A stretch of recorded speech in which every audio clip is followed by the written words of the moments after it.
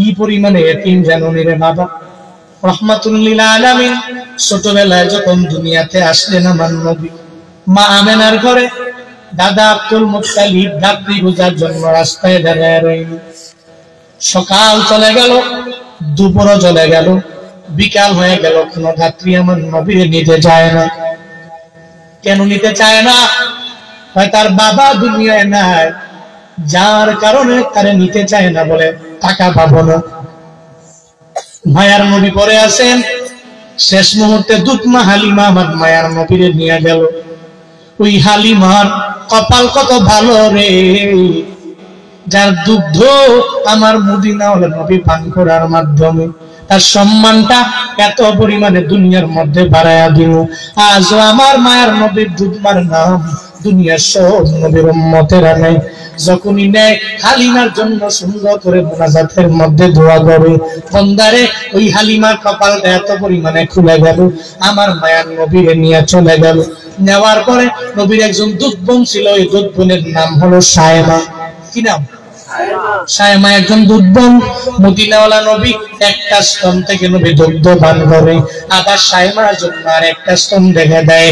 এবার যখন সায়েমা নবীরে নিয়ে বিকেল বেলা যখন যায় মেষ চড়াইয়া, এরপরে মায়া নবীরে ঘুম পাড়ানি গান গাওয়ায়, নবীরে ঘুম পাড়াইয়া দেয়। ওই বেদুইন নারী জানে না, ওই বেদুইন মহিলা জানে না আমি কারে আমার ঘুম পাড়ানি গান গাওয়া আমার হাঁটুর উপরে রেখা রেখা ঘুম পাড়াই, এতটুকু তার বিন্দু মাত্র পরিমাণ ধারণা নাই।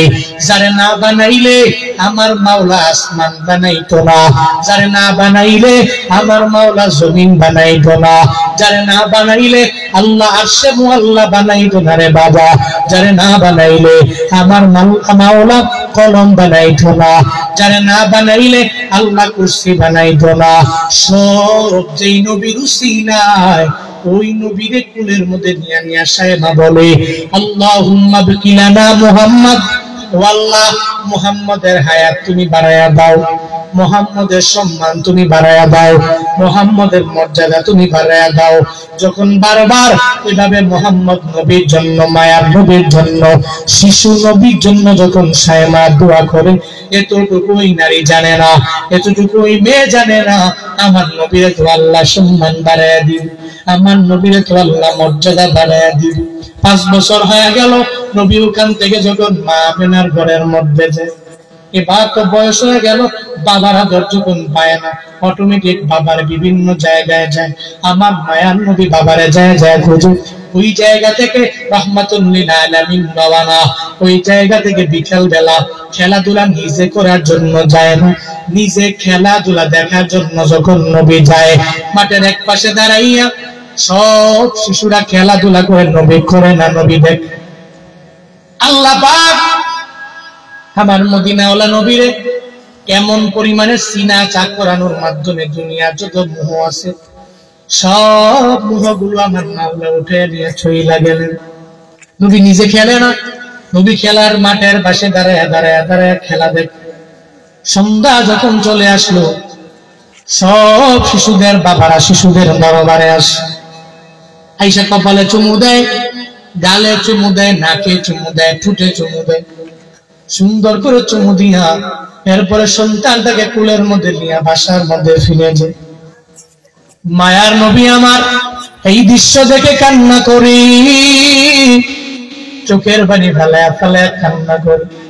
নবী চিন্তা করে রে, সব শিশুদের বাবারা যদি দেখে আইসা কপালের মধ্যে চুমু দিয়া, নাকের মধ্যে চুমু দিয়া, গানের মধ্যে চুমু দিয়া তো দিয়ে দেয় সন্তানটাকে নিয়ে যাই দেবার, আমার কপাল বুঝি এত খারাপ, আমার মায়ও আসে না, আমার বাবাও আসে না, আমার কেউই আসে না। মায়ার নবী চোখের পানি ফেলা কান্নার আওয়াজ, খেলার মাঠের পাশে দাঁড়াইয়া নবী চোখের পানি ফেলা ফেলা যখন কান্না করে, একটু পরে সন্ধ্যা যখন চলে আসলো, মা আমেনা ঘর থেকে চিন্তার মধ্যে পড়ে গেল, মুহাম্মদ কেন আমার দরবারে আসেন? চিন্তায় পড়ে গেল, আমার মুহাম্মদের বাবা দুনিয়ায় নেই, সে দুনিয়া থেকে যদি অন্য জায়গায় হারায় যায়, কই পাবো, কোথায় গেলে আমি তারে খুঁজে পাবো? মা আমেনা ঘর থেকে বের হলেন, বের হয়ে শিশুদেরকে জিজ্ঞাসা করে, মোহাম্মদ তোমরা দেখছো? বলে মোহাম্মদের নাম জানি না, তবে একজনের দেখছি খেলার মাঠের কোনায় দাঁড়ায় দাঁড়ায় চোখের পানি ফেলায় ফেলায় কান্না করে। মা আমেনা দৌড়ে যায়, যা যখন রাহমাতুল লিল আলামিন শিশু নবীরে পায়া যায়, যা বলে মোহাম্মদ রে, ও বাবা মোহাম্মদ রে, ও বাবা, কে তোমার এই বিকাল বেলায় মারলো? কে তোমার মনে আঘাত দিল? তুমি চোখের পানি ফেলায় ফেলায় কেন কান্না করো? আমি মায়ে জানি না। আমার মায়ার নবী কয়, ও মা আমার, আমি চোখের পানি ফেলায় কান্না করে কেউ আমারে মারে নাই। সব শিশুদের বাবারা বিকেল বেলায় এদের দরবারে আসলো, কপালের মধ্যে, নাকের মধ্যে, গালের মধ্যে চুমু দিয়ে এদের বাসায় নিয়ে গেল। আমার কপাল বুঝি এত খারাপ, আমার বাবা যদি আজকে না আসে আমি জীবনেও তোমার ঘরের মধ্যে যাব। আমার বাবারে আমার দরবারে আসতে দাও। আমার বাবা আমার কপালের মধ্যে চুমু দিয়ে দিবে, আমার নাকের মধ্যে চুমু দিবে, আমার গালের মধ্যে চুমু দিয়ে এরপরে আমার বাড়িতে নিয়ে যাবে। যদি বাবায় না আসে আজকে বাড়ির মধ্যে আমি যাব না। মা আমেনা কয়, মোহাম্মদ তোমার বাবা তো দুনিয়া থেকে বিদায় নিয়ে চলে গেছে। গরবের মধ্যে তুমি যখন তোমার বাবায় ব্যবসা করার জন্য গেল, ওই জায়গা থেকে আমার ঘরের মধ্যে আমার ফিরে আসেনি। দুনিয়াতে আসার পরে তুমি বাবার আদর পাও নাই, তুমি বাবার আদর না পাইয়া আজকে বাবারে বড় মিস করো। এই কারণে তুমি বাবার জন্য চোখের পানি ফেলায় কান্না করো। তুমি যতই বলো তোমার বাবারে আমি আইনা দিতে পারবো না, কারণ একবার যখন বাবা দুনিয়া থেকে বিদায় নিয়ে চলে গেল, বাবাকে কবরস্থ করা হয়েছে। এখন যদি চাও কবরের মধ্যে নিয়ে যাইতে পারি, আর তোমার বাবারে আমি দেখাতে পারবো না। আমার মায়ের নবী কয়, ও মা আমার বাবার কবরের পাশে আমারে নিয়ে যাও, আমি আবার বাবার কবর জিয়ারতের জন্য যাব। মা আমেনা আমার শিশু নবী লইয়া যখন রওনা, এবার দাদা আব্দুল মুত্তালিবের দরবারে যখন যায়, আর যা বলে, শ্বশুর গো, আমি আপনার নাতিকে সঙ্গে করে লইয়া আপনার ছেলে আব্দুল্লাহর কবর জিয়ারতের জন্য যাইবার আছে। বলে দুইজনে পারবা না? খাদেমা উম্মে আয়মানকে সঙ্গে করে নিয়ে যাও, তোমরা তিনজনে ঘোড়ায় উঠে যাও, ঘোড়ায় সওয়ার হওয়ার পরে আব্দুল্লাহর দরবারে যাও, ওই আব্দুল্লাহর কবর জিয়ারত করার জন্য তোমরা যাও, অনুমতি দিয়ে দিলাম। মায়ার নবী আর উম্মে আয়মান আর আমার নবীর মা তিনজনে ঘোড়ার মধ্যে সওয়ার হয়ে যখন রওনা, সঙ্গে সঙ্গে আমার মায়ের নবী বারবার মায়েরে কয়, ও মা আমার বাবার কবরে কি কেন এখনো আমি আসিনি? বারবার দৌড়ায় ঘোড়া, এরপরেও কেন পথটাকে ফুরায় না, এরপরেও কেন বাবার কবর আমি পাই না।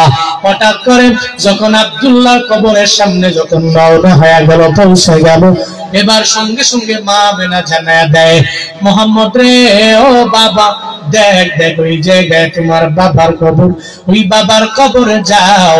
মায়ার নবী ঘোড়া থেকে লাফ দিয়া পড়ে গেল, বাবার কবরের পাশে যাইয়া চোখের পানি ফালায়া ফালায়া নবী কান্না করে আর বাবারে ডাকে, ও বাবা আমার, তুমি কেমন নিষ্ঠুর হয়ে গেলা? আমি মুহাম্মদের একটু মায়া করবার মন চায় না, আমি মুহাম্মদের গালে চুমু দিতে মন চায় না, আমি মুহাম্মদের কপালে একটু চুমু খাইব না। ও বাবা আমার, তুমি এত পরিমাণে নিষ্ঠুর হয়ে গেলা কেমনি? আমি মুহাম্মদের জন্য কি বিন্দু মাত্র পরিমাণ মায়া নেই? আমার মায়ার নবী চোখের পানি ফেলায়া ফেলায়া যখন কান্না করে, আল্লাহ জিবরাইলে পাঠায়া দিল, জিবরাইল রে, আমার নবী কান্না করে অনেক এত পরিমাণে বেহুশ হয়ে যাবে, আমার নবীরে গিয়া তার বাবার কবর থেকে অন্য জায়গার মধ্যে নিয়ে যাও, যাতে নবী চোখের পানি ফেলায়া কান্না না করে। মায়ার নবীকে জিবরাইল আসলেন, একটু ধাক্কা দিয়া ওই জায়গা থেকে আর এক জায়গায় নিয়ে গেল। মা আমেনা কয়, মোহাম্মদ এখানে দেরি করা যাবে, চলো না, তোমাকে সঙ্গে করে লইয়া রওনা হয়ে যাব, তুমি আমার সাথে চলো, আমরা তিনজনে মিল্লা তোমার দাদার বাড়ি। আমার মায়ের নবীরে যখন মায়ের বুকের মধ্যে নিয়ে যখন বারবার এভাবে বলো, নবী আমার চোখের পানি ছেড়ে দেয় আর বলে, মা আমার, দুনিয়াতে আসার পরে আমি বাবার আদর পাই নাই। আজকে যদি তুমিও আমারে বিদায় দিয়া চলে যাও গো মা, আমার মতো চির এতিম এই দুনিয়ার মধ্যে আর কেউ দেখবে না। মা গো, আমি তোমারেও দেখবো না আর বাবারেও পাবো না, আমি বড় এতিম হয়ে যাব। বন্দারে, এই সমস্ত এতিম যারা, এরা মা বাবারে হারাইনি, এত পরিমাণে এতিম হয়ে যায়। সাবধান, জীবনে কোনোদিন এতিমের ধমক দেওয়া যাবে না।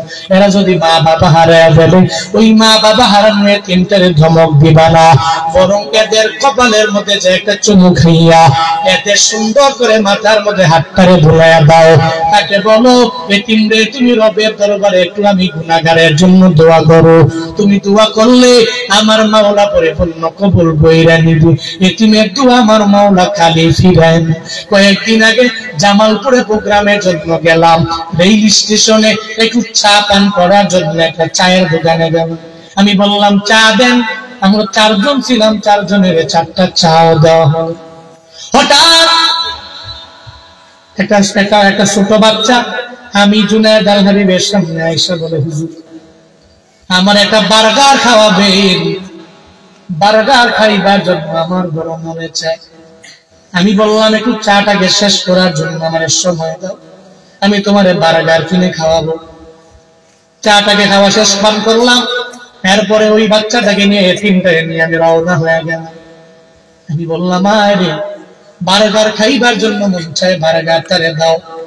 সে বার্গার খায়, এরপরে চেয়ারের মধ্যে বসে আমি তারে জানাইলাম, এই ছেলে, এই গভীর রাতে মাদ্রাসার মধ্যে পড়াশোনা করার কথা তোমার ছিল, তুমি এই গভীর রাতে কেন আমার দরবারে আসলা? আবার বার্গার খাওয়ার জন্য কেন তোমার মন চাই?